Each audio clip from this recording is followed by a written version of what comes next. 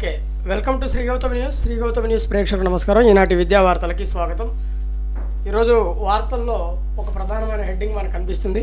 మార్చి 15 నుంచి 10 పరీక్షలు question mark. అంటే మార్చి 15 నుంచి 10 పరీక్షలు జరగబోతున్నాయా, డేట్ ఫిక్స్ చేశారా అనే దాని గురించి చూస్తే, ప్రభుత్వానికి టైం టేబుల్ పంపిన పాఠశాల విద్యాశాఖ ప్రభుత్వ పాఠశాలల విద్యార్థుల కోసం 100 రోజుల ప్రణాళిక. సెలవు రోజుల్లో కూడా ప్రత్యేక తరగతులు నిర్వహించాలని విద్యాశాఖ ఆదేశం. సెలవు రోజులను మినహాయించాలని ఉపాధ్యాయ సంఘాలు డిమాండ్. ఈ విధంగా టైం టేబుల్ రెడీ చేయడం జరిగింది. ప్రభుత్వానికి పంపింది. తర్వాత ప్రభుత్వం నిర్ణయం తీసుకునే దాన్ని బట్టి డేట్ అనేది ఫిక్స్ అయిపోతుంది. మిగతా మ్యాటర్ కూడా చదువు. సరే, మారిన సిలబస్తో విద్యార్థులకు పరీక్ష, 10లో ఉత్తమ ఫలితాలకు ప్రణాళిక, 100 రోజుల్లో గట్టెక్కేటట్లు. విద్యార్థి జీవితంలో 10వ తరగతి పబ్లిక్ పరీక్షలు ఉన్నత చదువులకు మొదటి మెట్టు వంటివి. అందులో ఉత్తీర్ణత సాధించాలని, మంచి మార్కులు సాధించాలనేది ప్రతి ఒక్కరి ఆశయం. ఈ విషయంలో జిల్లా గత 10 ఏళ్లుగా మొదటి 5 స్థానాల్లో నిలుస్తూ వస్తోంది. రానున్న మార్చిలో నిర్వహించే పబ్లిక్ పరీక్షల్లో కూడా అదే ఒరవడి కొనసాగించేందుకు అధికారులు విద్యార్థులు సమాయత్తం చేస్తున్నారు. గతంతో పోలిస్తే ఈసారి ఓ ప్రత్యేకత ఉంది. కొత్త CBSE సిలబస్ను ప్రవేశపెట్టడం. ఈ సంవత్సరం విద్యార్థులు మొదటిసారిగా ఆ పరీక్ష రాయనుండటం అందుకు కారణం. మారిన సిలబస్పై విద్యార్థులకు అవగాహన కల్పించి 100% ఉత్తీర్ణత సాధించేలాగా ప్రత్యేక ప్రణాళికతో విద్యాశాఖ ముందుకు సాగుతోంది. మన ప్రకాశం జిల్లాకు సంబంధించి అధికారులు సిద్ధం చేసిన విద్యార్థుల ప్రగతి కార్డులు ఇప్పటికే ఆదేశాలు.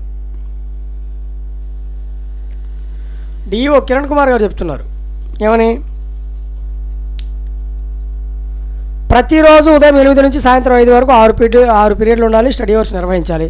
6వ పీరియడ్లో ప్రతిరోజు పరీక్ష నిర్వహించాలి. స్టడీ అవర్స్లో పాల్గొనే ఉపాధ్యాయులకు CCL మంజూరు చేస్తారు. ప్రతిరోజు సబ్జెక్ట్ నిపుణులు తయారు చేసిన ప్రశ్నపత్రాన్ని ఆన్లైన్లో తీసుకొని విద్యార్థులతో పరీక్షలు రాయించాలి. ఈ నెల 9 నుంచి టర్మ్ 1 SA1 పరీక్షలు ఉంటాయి. అందులో విద్యార్థులకు వచ్చిన మార్కులను బట్టి నిర్ణయిస్తారు. వెనుకబడిన వారిపై ప్రత్యేక దృష్టి సారిస్తారు. ఒక్కో ఉపాధ్యాయుడు 6 నుంచి 8 మంది విద్యార్థులను దత్తత తీసుకుంటారు. వారి నుంచి మార్కులు సాధించేలాగా అవసరమైన మెలకువలు తెలుపుతారు. ఇప్పటి వరకు నిర్వహించిన అంతర్గత పరీక్షల మార్కుల వివరాలను తల్లిదండ్రుల సమావేశంలో అందిస్తారు. ఇందుకోసం ప్రభుత్వం జిల్లాకు హోలిస్టిక్ ప్రోగ్రెస్ కార్డులు ముద్రించి ఇప్పటికే సరఫరా చేసింది. జిల్లాలో ఈ ఏడాది సుమారు 30,000 మంది విద్యార్థులు 10వ తరగతి పరీక్షలు రాయబోతున్నారు. త్వరలో డివిజన్ స్థాయిలో అవగాహన సదస్సులు ఏర్పాటు చేస్తాం. పిల్లల చదువు గురించి వారి తల్లిదండ్రులతో మాట్లాడాలని ఉపాధ్యాయులు సూచించాం. సిలబస్ మారినందున విద్యాశాఖ ముందుగానే బ్లూ ప్రింట్ ఇచ్చింది. ఆ ప్రకారం పరీక్షలు నిర్వహిస్తూ విద్యార్థులను సన్నద్ధం చేస్తామంటున్నారు. తర్వాత 10th కొత్త ప్లాన్. సంక్రాంతికి 3 రోజులే సెలవులు. ఉదయం 8 నుంచి సాయంత్రం 5 గంటల వరకు పనివేళలు. ఆదివారాల్లో కూడా క్లాసులు. మెరుగైన ఫలితాల కోసమే ఈ యాక్షన్ ప్లాన్. 10వ తరగతికి 100 రోజుల ప్రణాళికతో అందరూ కూడా ముందుకు వెళ్తున్నారు. చూద్దాం ఏమవుతుంది. మరో 4,000 కోట్ల అప్పులకు కేంద్రం అనుమతి. రాష్ట్ర ప్రభుత్వం మరో 4,000 కోట్ల రుణం తీసుకునేందుకు కేంద్ర ప్రభుత్వం అనుమతి ఇచ్చింది. ఏటా రాష్ట్ర స్థూల ఉత్పత్తి అంచనాల ఆధారంగా అందులో 3.5% బహిరంగ మార్కెట్ రుణాలు తీసుకునేందుకు అవకాశం ఉంది. అందులో భాగంగా ప్రస్తుత ఆర్థిక సంవత్సరం తొలి 9 నెలల్లో 47,000 కోట్ల అప్పులకు తొలుత అనుమతులు వచ్చాయి. జగన్ ప్రభుత్వంలోనే 19,000 కోట్ల అప్పులు సేకరించారు. ఆ తర్వాత కేంద్రం మరో 7,000 కోట్లకు అనుమతులు ఇచ్చింది. అవి కూడా కలిపి ఇంతవరకు బహిరంగ మార్కెట్ ద్వారా 54,000 కోట్ల రుణం తీసుకున్నారు. తాజాగా మళ్లీ అనుమతులు రావడంతో ప్రభుత్వం ఈ మంగళవారం 4,123 కోట్ల అప్పు తీసుకోబోతోంది. తీసుకోవటమే ఇంకా అప్పులు. మనం గత ప్రభుత్వం చేసిన తప్పుల్ని కప్పిపుచ్చుకునేందుకు ఈ ప్రభుత్వం చేసిన తప్పుల్ని కప్పిపుచ్చుకునేందుకు మళ్ళీ వచ్చే ప్రభుత్వం ఈ విధంగా ఒకళ్ళ మీద ఒకళ్ళకి చాడీలు చెప్పుకొని వాళ్ళు చేశారు వీళ్ళు చేశారు అన్నట్లు అప్పులు పెంచుకుంటూ పోతున్నారు. కానీ ఏనాడైనా అప్పు తగ్గించాం, ఇదిగో ఇన్ని వేల కోట్ల రూపాయలు అప్పు తెచ్చుకున్నాం, దాన్ని తీర్చేసాం, ఇంకా తగ్గించాం అనేటటువంటి మాట ఏ ప్రభుత్వం నుంచి రావట్లా. నేటి విద్యార్థులు రేపటి భవిష్యత్తుకి పౌరులు కాబట్టి వీళ్ళే దేశాన్ని మార్చాలి. ఈ విద్యార్థులే రేపు భావి భారత పౌరులుగా ఉండి భారతదేశాన్ని కాపాడాల్సిన బాధ్యత నేటి విద్యార్థుల మీద ఉంది. నేటి రాజకీయ నాయకులు ఈ విధమైనటువంటి అప్పులు తీసుకొని రాష్ట్రాన్ని అతలాకుతలం చేస్తున్నారు. ఇది అర్థం చేసుకుంటేనే రాష్ట్ర ప్రజలు బాగుపడతారు. వయోజన విద్యలో DPC పునరుద్ధరణ. ఈ సీజన్లో చలి తక్కువే. IMD పాఠశాల విద్యలో అంతర్భాగమైన వయోజన విద్యాశాఖలో డిపార్ట్మెంటల్ ప్రమోషన్ కమిటీని పునరుద్ధరించారు. ఈ మేరకు పాఠశాల విద్యా కార్యదర్శి కోన శశిధర్ సోమవారం ఉత్తర్వులు జారీ చేశారు. మార్చి 24 నుంచి DYEO AEE పోస్టులకు రాత పరీక్షలు. 2023 నుంచి 24 వరకు APPSC విడుదల చేసిన 3 నోటిఫికేషన్లు ఇదే పోస్టులకు. మార్చి 24 నుంచి 24వ తేదీ వరకు రాత పరీక్షలు నిర్వహించనున్నట్లు APPSC అధికారులు సోమవారం ఒక ప్రకటనలో తెలిపారు. మార్చి 24 నుంచి 24 దాకా ఏంటయ్యా, ఏం రాయటము, ఏం టైపింగ్ మిస్టేక్. మార్చి 24 నుంచి 24వ తేదీ వరకు అంట. అది పేపర్లో ఉన్నటువంటి మిస్టేక్ అండి, ప్రింట్ మిస్టేక్, టైపింగ్ మిస్టేక్, అది పరిస్థితి మరి.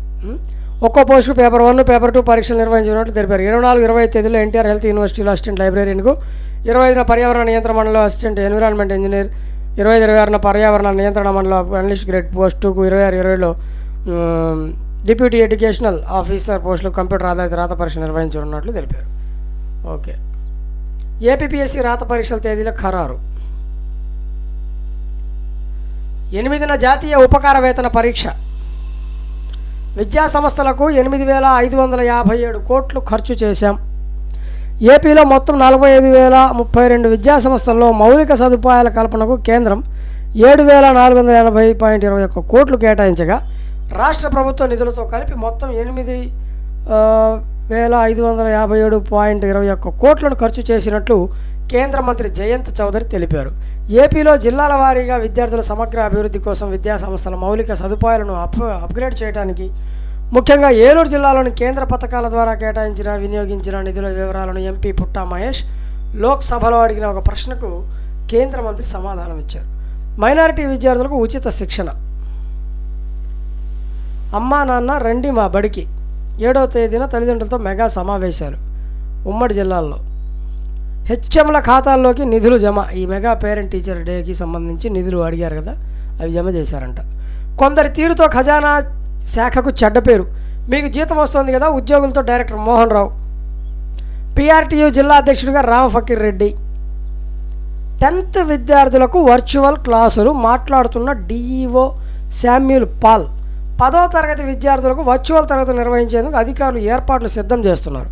పబ్లిక్ పరీక్షల్లో ఉత్తమ మార్కులు సాధించేందుకు సబ్జెక్టు నిపుణుల చేత బోధన చేసేందుకు డిఈఓ కార్యాలయంలో వర్చువల్ ల్యాబ్ను ఏర్పాటు చేశారు. ఈ ల్యాబ్ ద్వారా వర్చువల్ తరగతుల నిర్వహణపై ఉన్నత పాఠశాలల కర్నూలు డివిజన్ ప్రధానోపాధ్యాయులకు ఎంపీడీఓ కార్యాలయ సమావేశ మందిరంలో ఆదోని డివిజన్కు సంబంధించి ఆదోని సెయింట్ జోసెఫ్ ఉన్నత పాఠశాలలో సోమవారం అవగాహన కల్పించారు.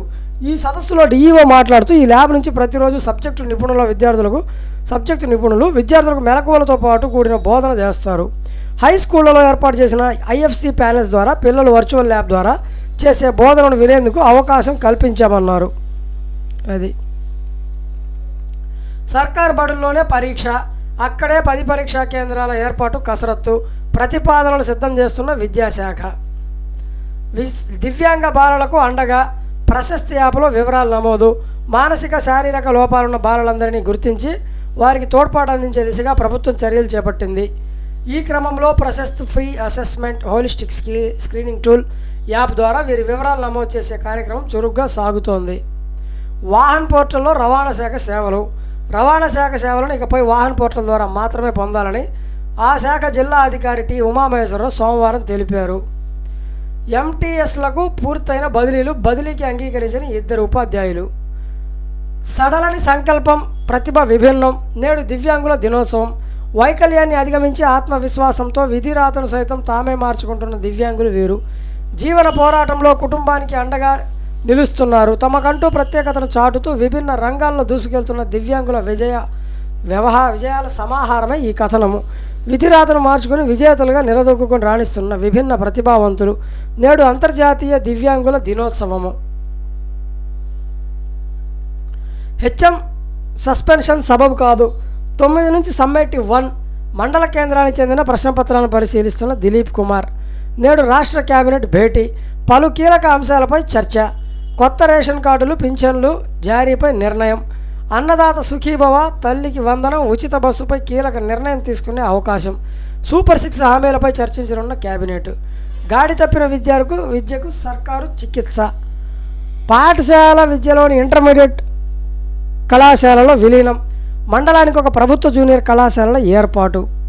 కూటమి ప్రభుత్వం ఇంటర్మీడియట్ విద్యాశాఖ ఆధ్వర్యంలో మండలానికి ఒక జూనియర్ కళాశాల ఏర్పాటు చేయబోతోంది. రాష్ట్రంలో 896 మండలాలు ఉండగా 475 ప్రభుత్వ జూనియర్ కళాశాలలు ఉన్నాయి. మిగతా 211 చోట్ల ప్రభుత్వ జూనియర్ కళాశాలను ఏర్పాటు చేసి హై స్కూల్లోనే వీటిని విలీనం చేయాలని ఆశిస్తోంది. విద్యార్థుల ప్రవేశాలు పెరగడంతో పాటు వీరికి మౌలిక సదుపాయాలు కల్పించేందుకు అవకాశం ఉంటుందని ఆలోచిస్తోంది. పాఠశాల విద్యలో హై స్కూల్ ఫస్ట్ ఉండటము, జూనియర్ కళాశాల ఇంటర్మీడియట్ విద్యాశాఖ పరిధిలో ఉండటంతో నిర్వహణలో కూడా అనేక సమస్యలు తలెత్తుతున్నాయి. గత ప్రభుత్వంలో ఇంటర్మీడియట్ విద్యార్థులకు పాఠ్యపుస్తకాలు సైతం ఇవ్వలేదు. కూటమి ప్రభుత్వం వచ్చిన తర్వాత విద్యార్థులకు కిట్లు అందించింది.